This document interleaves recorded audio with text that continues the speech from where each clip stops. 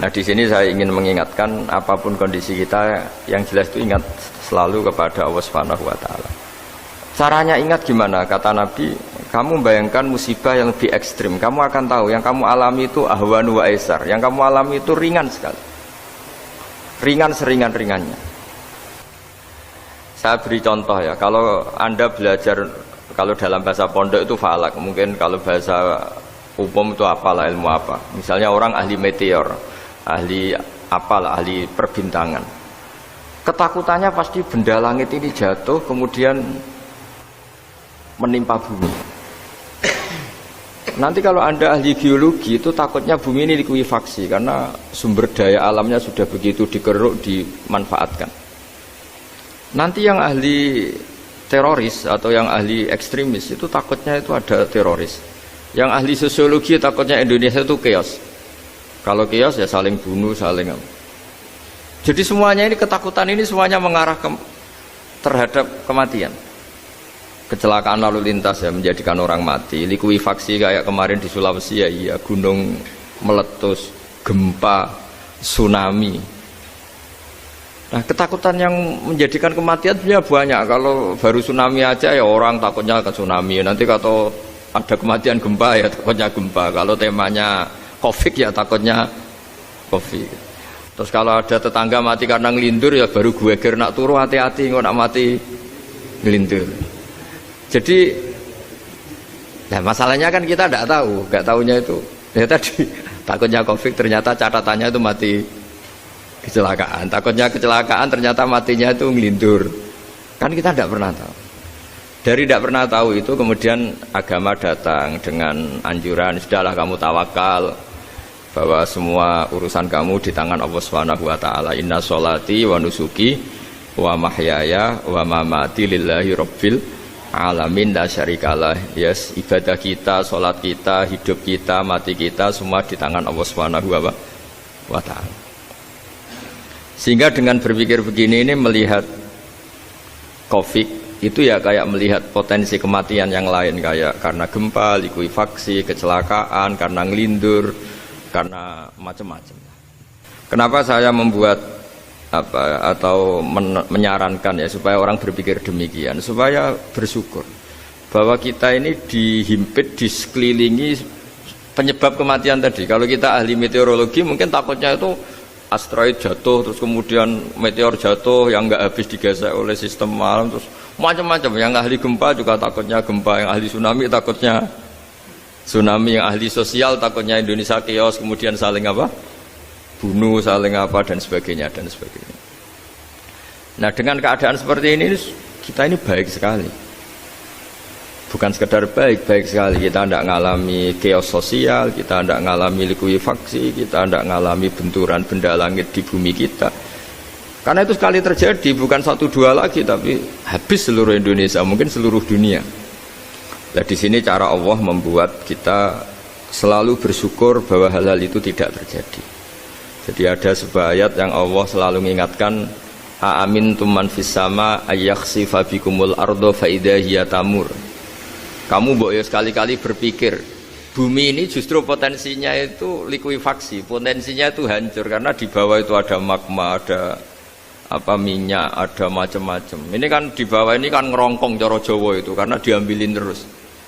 Piro-piro diambil ya ini ya ono masih bisa dipakai. Belum sistem bumi sendiri, wafil arti kita mutajawirat, bumi sendiri itu berupa lempengan-lempengan. Setiap saat itu potensinya geser, sekali geser ya jadi gempa itu. Terus belum benda langit yang potensinya juga jatuh, sekali jatuh ya habis kita. Jadi yang kita ini dikepung sekian potensi yang bisa menghancurkan kita.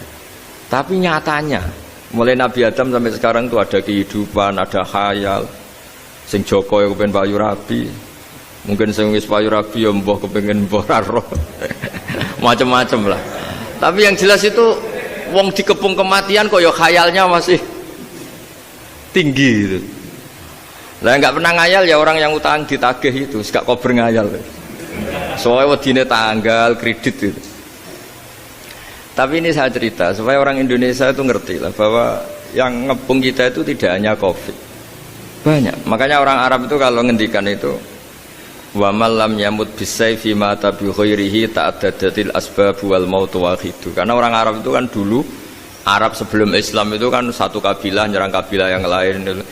Wah itu kan harus butuh orang-orang tangguh. Karena dulu sistem rezekinya kayak sistem Indonesia dulu lah. Kerajaan ini nyerang ini, supaya satu kerajaan punya eksistensi harus mengalahkan kerajaan yang lain. Bahkan cerita-cerita itu sama lah di Indonesia di mana-mana. Nah itu pemuda-pemuda yang gagah berani itu karena punya pegangan tadi. Wa man lam yamut bisayfi toh mata biwirihi. Kalau kamu tidak mati di medan perang ya tetap aja mati juga. Sehingga mereka kendel gitu, kata cerita orang dulu. Ta'addadatil asbab wal maut wahidu. Sebab kematian bisa macam-macam, tapi kesimpulannya tetap saja namanya mati. Lalu Islam itu mengajarkan aksiru min dzikri hadhimil ladzat. Kamu harus banyak ingat mati. Tapi uniknya Islam itu menyuruh ingat mati itu disuruh justru semangat hidup. Karena kita butuh bekal itu. Jadi kalau kamu ingat mati itu jangan terus loyo, terus nunggu takdir mati, itu enggak, malah disuruh semangat. Nah, tenaga medis semangat mengobati pasien, yang pasien juga semangat mensupport dirinya supaya punya keberanian hidup. Orang Jawa nunggoni anak, nunggoni putu. Kalau saya sebagai kiai ya nunggoni santri, nunggoni umat. Jadi ingat mati itu justru dengan cara mencintai hidup. Karena hidup ini adalah bekal kita untuk sanggup ketemu Allah Subhanahu wa taala. Kadang-kadang bekal itu mudah sekali. Ada orang nakal gara-gara minumin anjing yang baru haus, sama Allah dimaafkan. Ada orang yang pulang dari tempat kerjanya, ada duri di tengah jalan, disikirkan takut kena orang, diampuni Allah, akhirnya menjadi ahli apa? Surga. Ada orang yang kerja untuk orang tuanya, kemudian orang tuanya dicukupin menjadi ahli surga. Bahkan ada ahli surga itu ceritanya itu, tapi ini jangan dicoba. Ada orang sudah jelas niat nyon sewu, niat zina, sudah tinggal itu terus mikir dia, saat itu takut Allah gak jadi, barokahnya gak jadi, langsung dia jadi ahli surga. Sarannya gak jadi loh ya. Tapi ya tidak usah dicoba. Itu kalau keterusan masalah. Jadi Islam itu menganjurkan ingat mati, tapi justru dengan cara mencintai kehidupan. Karena yang jadi referensi Allah nanti di akhirat adalah perilaku kita, amal kita zaman apa? Hidup. Jadi disuruh ingat mati, tapi justru dengan cara sangat mencintai apa? Kehidupan. Lalu yang dinamakan kehidupan itu apa? Ya kita-kita ini, ada yang mengkhidmati agama, mengkhidmati orang sakit, mengkhidmati itu ya berbakti, membantu. Ada yang nata lalu lintas, ada yang nata keamanan kayak Pak Polisi, ada yang nata keuangan kayak Kemenku, macam-macam. Semuanya harus kita cintai, profesi-profesi yang oleh Islam dianjurkan untuk kita nekuni itu. Jadi saya mohon lewat cerita ini orang itu tidak fokus takut Covid. Kasihan Covid kan jadi tersangka pembunuh sini. Padahal di kampung-kampung orang lugu-lugu yang saking nggak ngertinya itu kalau dikasih sumbangan itu katanya itu salam neng Covid matur nuwun. Itu ribet kalau orang lugu-lugu itu. Dikira Covid itu satu makhluk atau manusia yang apa? Nyumbang itu. Jadi saya mohon semohon-mohonnya, minta seminta-mintanya, sampean harus ngitung nikmat lah. Dengan sistem meteor seperti itu di langit tidak jatuh ke kita, sistem bumi yang sudah ngerongkong gini tidak likuifaksi, terus di dunia ini banyak kimia, banyak racun, itu kalau misalnya meledak kemudian dibawa angin mungkin matinya lebih massal. Ternyata semua itu tidak terjadi. Artinya nikmat yang sekarang kita dapatkan, kita nikmati sekarang itu jauh lebih besar ketimbang ketakutan kita. Nah, ini Islam selalu menganjurkan fadzkuru ala Allah la'allakum tuflihun. Selalu ingat sisi-sisi nikmatnya Allah. Kamu jangan hanya sisi wah kita dikepung Covid, kita punya istri judes, punya anak nggak nurut, punya atasan sadis, punya anak buah nggak loyal. Kalau gitu terus ya kamu nggak berani hidup. Yang diingat masalah terus. Itu salah, hidup seperti itu salah menurut Islam. Yang Islam menganjurkan fadzkuru ala Allah, kamu ingat sisi-sisi nikmatnya Allah, bukan sisi-sisi kita hidup itu diuji. Saya punya sekian cerita ulama-ulama yang unik. yang punya nasihat itu. Jadi ada orang kaya raya dulu temannya banyak, anak buahnya banyak. Suatu saat dia miskin terus gak ada yang berkunjung. Terus dia ngeluh, curhat ke ulama itu. Ketika saya kaya yang berkunjung banyak, ketika saya miskin kok nggak ada yang berkunjung, kurang ajar betul teman-teman saya. Terus kata kiai itu lucu kalau yang ada nih, ya bagus gitu dong ketika anda miskin sudah ada yang berkunjung. Loh kok bisa? Ya misalnya kamu sekarang jadi buruhnya orang, pas disuruh-suruh dibentak-bentak, terus teman kamu udah datang, malah kamu jadi tontonan toh. Mendingan nggak udah datang, jadi kamu ketika buruh orang nggak malu karena teman-teman kamu sudah tidak datang.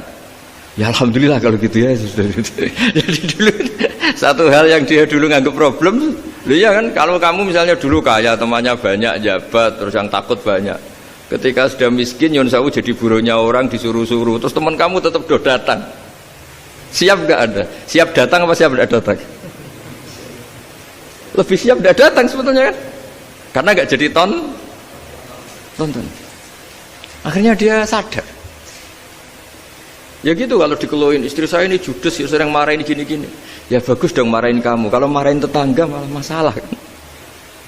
Coba kamu punya istri kalau marahin orang lain, pusing enggak? Mendingan marahin. Jadi pokoknya dilatih terus.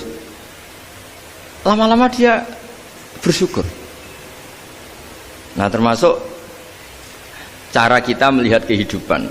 Ada doa Rasulullah SAW yang luar biasa, ya Allah jadikan kehidupan ini sebagai penambahan saya untuk berbuat baik.